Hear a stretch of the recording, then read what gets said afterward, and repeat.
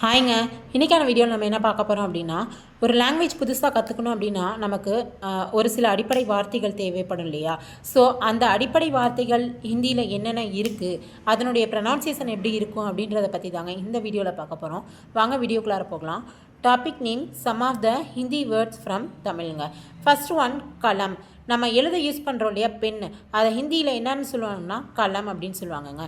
Next கத் கடிதம், கமல் தாமரை, கர் வீடு, தஃப்தர் ஆஃபீஸ் ஆர் அலுவலகம் ரெண்டுமே ஒன்று தாங்க. நெக்ஸ்ட்டு பியார் அன்பு, தோஸ்த் நண்பர், மித்ரா அப்படின்னு கூட சொல்லலாங்க, அதுவும் நண்பரை தாங்க குறிக்கும். நெக்ஸ்ட்டு நிஃப்ரத் வெறுப்பு. ஏன் இவ்வளோ வெறுப்பாக இருக்குது அப்படின்னு கேட்குறோம் இல்லையா, அதுக்கு ஹிந்தியில் என்னங்க சொல்லுவாங்க, நிஃப்ரத் அப்படின்னு சொல்லுவாங்கங்க. நெக்ஸ்ட்டு ஏக் பார், ஒரே ஒரு முறை மட்டும் எனக்கு சொல்ல அப்படின்னு கேட்பாங்களே, அதுக்கு ஹிந்தியில் ஏக் பார் அப்படின்னு கேட்பாங்கங்க.